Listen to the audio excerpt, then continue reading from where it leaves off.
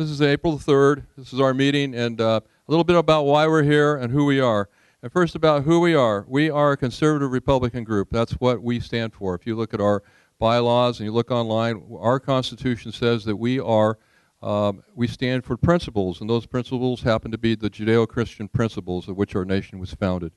So that's what we ask of the members is to, when they come into our group, that they understand who we are.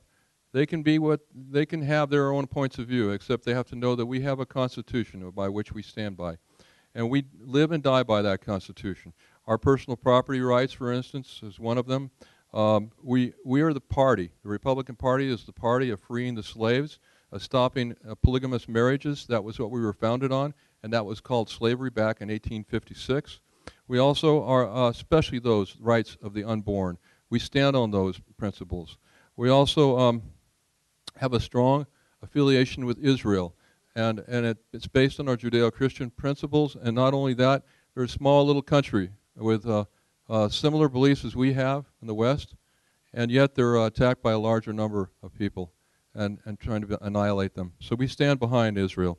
Individual rights, we want the right, and we have the right, and we want to keep the right to protect ourselves and our own homes and our neighborhoods. We also believe in the original family structure, and that's what brings us here tonight. The original family structure was a man and a woman in marriage. And we believe homosexuals should be protected like any other person in the United States. We're not saying anything against them at all. We love them and want them, as Scott will tell you, as a saved person. We are against the militant homosexuals like the ones that are trying to shut us down our free speech, however. We do not believe in that. We believe in the free ideals, the transfer of ideals, and that the greater ideals, the truth will come out. We believe in less government, lower taxes. I'd like a part-time legislature. That would help. The CRA is a strong advocate of term limits. Even though I know there's been some problems lately with term limits, I think that it's still something that's important to us. It's in our bylaws. We believe in school choice and homeschooling. We believe in the protection of our borders. And these principles, if I were to tell you, and I had this happen to me in Israel, a man came to me and said, "I'd like to join your CRA, but I'm not pro-life, and I have a really strong reason. I want your group to change." And I said, "Well, that's not going to happen. You can join our group, but you just know that we're pro-life, okay?" And so he didn't join our group. So I want to leave you. I want to say that God said one thing that was very important to all of us, and me in particular, and to all of you standing in the crowd here. He said, "Woe to those who call evil good and good evil, who put darkness for light and light for darkness, and who put bitter for sweet and sweet for bitter." Remember, that's Isaiah 5:20. It's the Old Testament. God is telling us, hey, you better not taunt me, otherwise you may get away with it for a while, but don't do it for a long time. Come back to me. With that, I want to tell you, we were going to be at Temecue Hills, and in the grace of God, we're here in this, where we are right now. And I'm not going to say it, but I want to thank PFLAG and other militant organizations for making this assembly possible. We would not be here for that reason other than that. We are on streaming live video for the first time ever, so I have a lot of people to thank for that, and especially PFLAG and the militant homosexual groups, but also the guy back there with the camera. Now the message can be heard by not just us here in the room, which are many, but also those who will watch it on YouTube tomorrow, or other places if we're taken down off YouTube. We're fighting a battle, and the battle is big. So I mean, when we can't speak, that means that the battle has gone so far that it's going to travel a lot faster at this point. We've had Scott Lively come out to speak before. The press asked me, "Why are you having Scott?" Well, by the way, I want to tell you, one of the press organs asked me, "Why are you having Scott Lively come out and speak now? The economy is such a big issue." They had him slandered on the front page of the newspaper, one of the newspapers, which I won't name.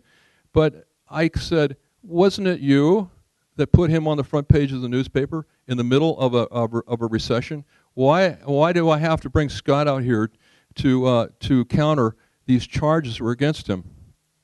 We've had him come out to speak together with people like Bob Tyler of Advocates for Faith and Freedom, Richard Ackerman is here tonight to introduce him. He's been here with Pro Family Law, and Brad Degas of the Pacific Justice Institute.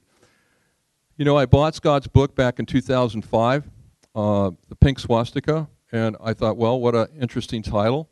And I had it on my bookshelf. My wife read it, and she said, "You got to read this." And I said, "No, I can't believe that. It's too far-fetched to believe that something like a whole bunch of one group could take over such a government like that, a cultish group like that." And I put the book aside, put it on the shelf, and when this happened in the newspaper, I'll have to tell you, Scott, I took the book off the shelf and I read it, and I went from a zero believer to a believer.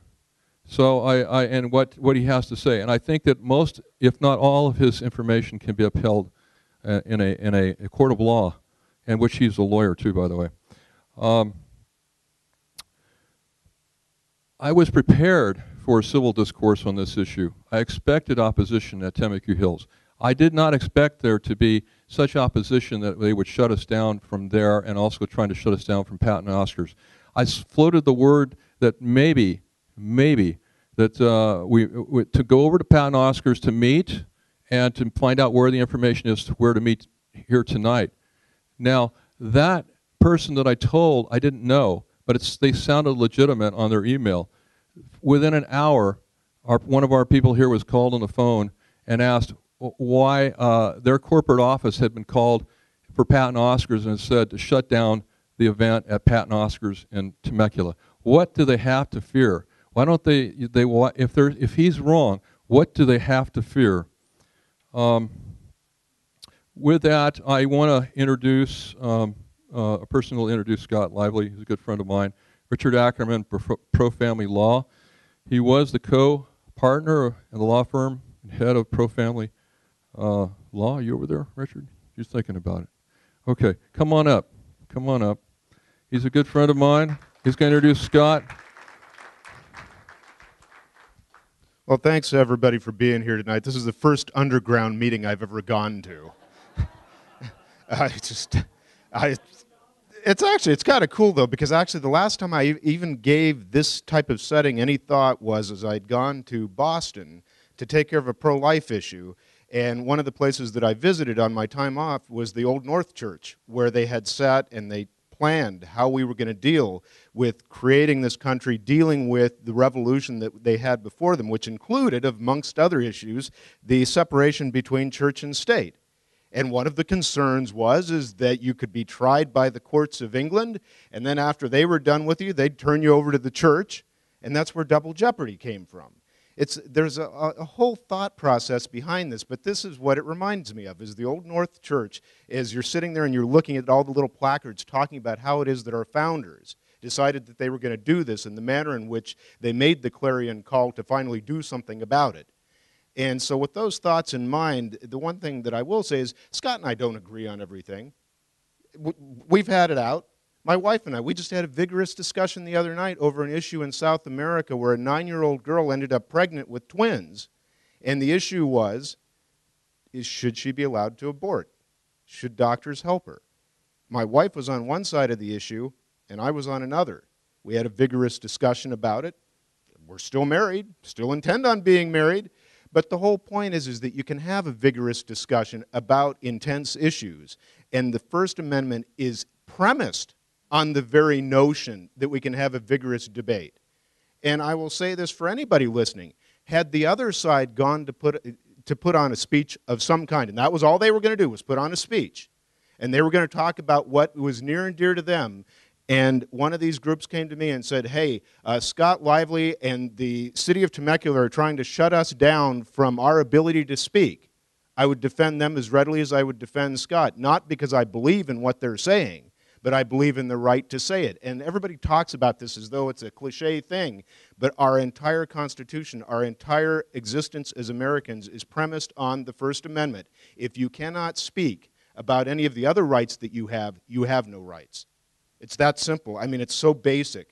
And so with those thoughts in mind, I am proud to announce that we've got Scott Lively here. He's going to do a presentation this evening. He's got a very interesting background. He's been dealing with these issues for eons, long before I ever thought about dealing with some of these issues. He and I met up in Sacramento or somewhere when he was giving a speech.